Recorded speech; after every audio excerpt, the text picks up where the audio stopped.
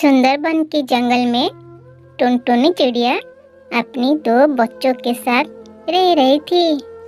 कई महीने पहले उसके पति कल्लू कौआ की मौत एक बीमारी के कारण हो चुकी थी। जंगल में बारिश का मौसम शुरू हो चुका था। तभी टुनटुनी बोलती है, हे भगवान, 2 दिनों से मूसलाधार में बारिश हो रहा है। जंगल में घर का सारा राशन भी खत्म हो गया। मेरी बच्ची भूखे हैं। अगर आज मैं मेरी बच्चों को भोजन नहीं दे पाई तो मेरे बच्चे भूख से तड़प तड़प कर मर जाएंगे। चाहे कुछ भी हो जाए, मुझे किसी तरह आज भोजन का जुगाड़ करना ही होगा। ऐसा बोलकर टुनटुनी हरिया तोता के घर भोजन मांगने के लिए जाता है। हरिया भैया के घर पहुंचकर टुनटुनी बोलती है, हरिया भैया, ओ हरिया भैया, दरवाजा तो खोलो, मेरे बच्चे भूखे हैं। बारिश में भोजन लेने के लिए नहीं जा पाई। थोड़ा बहुत मेरे बच्चों के लिए दे दीजिए। हरिया भैया। टुनटुनी के आवाज़ सुनकर हरिया भैया बाहर आ जाती है। टुनटुनी से बोलता है, मैं तुम्हें भोजन कहाँ से दूँ टुनटुनी? मैं भी तो बारिश की वजह से घर में 2 दिनों से बैठा हूँ। घर में पड़े पड़े सारे मिट्टी के बर्तन खराब हो रहे हैं। अगर तुम्हें भोजन चाहिए, मेरे इन मिट्टी के बर्तन को बेच दो और मैं तुम्हें जो पैसा दूंगा उसमें तुम अपनी बच्चों के लिए भोजन खरीद कर ले आना। तभी टुनटुनी बोलती है, लेकिन हरिया भैया, चारों तरफ पानी भरा हुआ है। मैं बर्तनों को बेचने कैसे जाऊं? तभी हरिया भैया बोलता है, तुम अपने घर जाओ। अगर तुम मिट्टी के बर्तन बेचने नहीं जाओगी, वैसे ही तुम्हारे बच्चे भूख से तड़प तड़प कर मर जाएंगे। मेरी मानो, बारिश की चिंता मत करो, अपने बच्चों की चिंता करो और मिट्टी के बर्तनों को बेचने चली जाओ। बारिश का मौसम है, मिट्टी का बर्तन हाथों हाथ ही बेच जाएगी। टुनटुनी बोलती है, ठीक है हरिया भैया, आप कहते हैं तो मैं मिट्टी के बर्तनों को बेचने के लिए चली जाती हूँ। टुनटुनी मिट्टी के बर्तन को लेकर बारिश में बेचने के लिए चली जाती है और जोर जोर से बोलता है, मिट्टी के बर्तन ले लो, मिट्टी के बर्तन ले लो। टुनटुनी की आवाज़ सुनकर सुंदरी कौवी अपनी खिड़की से टुनटुनी को आवाज़ लगाती है, अरे वाह, इस बारिश में तो मिट्टी के बर्तन में खाना खाने में मज़ा आ जाएगा। अरे बर्तन वाली, इधर तो लेकर आए बर्तन, मजबूत है ना? टुनटुनी बोलती है, हाँ हाँ बहन जी, ये मिट्टी की बर्तन बहुत मजबूत है। देख लो खुद ही, बारिश में भी कैसे टिके हैं। आप एक बार खरीद कर तो देखिए। इस बारिश में मिट्टी के बर्तनों में खाना खाने से सेहत बनी रहती है। शाम तक टुनटुनी चिड़िया सारे मिट्टी के बर्तन को बेच देती है और पैसा लेकर हरिया तोता को दे देती है।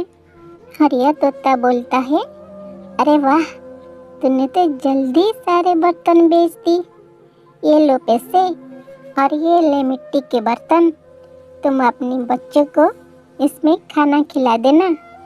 टुनटुनी पैसा मिट्टी के बर्तन लेकर वहाँ से चली जाती है और रास्ते में से अपने बच्चों के लिए थोड़ा बूटी के दाने ले लेती है। जब वो घर पहुँचती है तो उसका घर वहाँ पर था ही नहीं। तेज बारिश में उसका घर टूटकर बह चुका था। दोनों बच्चे पास के पेड़ पर बैठकर रो रहे थे। तभी एक बच्चा रो रो कर बोलता है,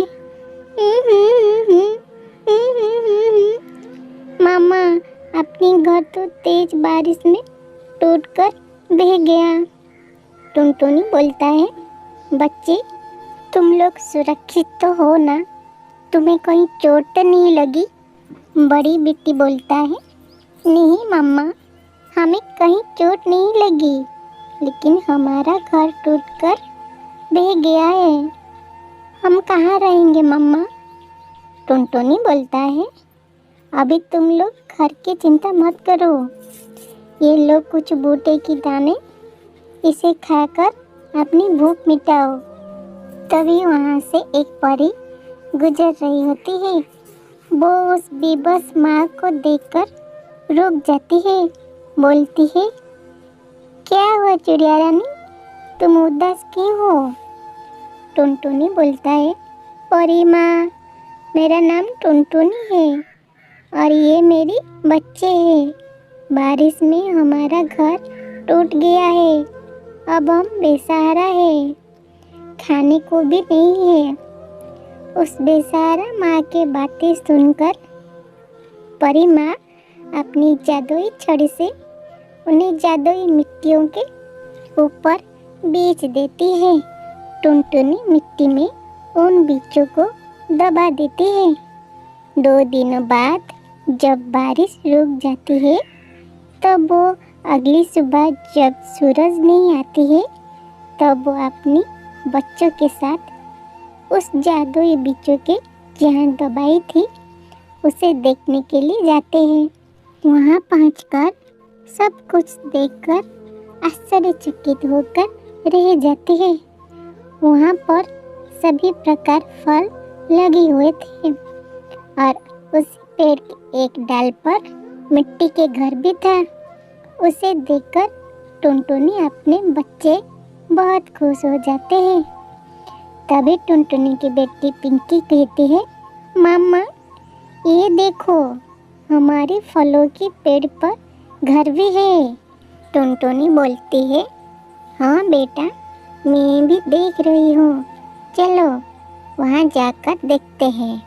टुनटुनी और उसके बच्चे मिट्टी के घर को देखने जाते हैं और मिट्टी के घर देख के उनको बहुत खुशी होती है और वो खुशी खुशी उस जादुई मिट्टी के घर में रहने लगे।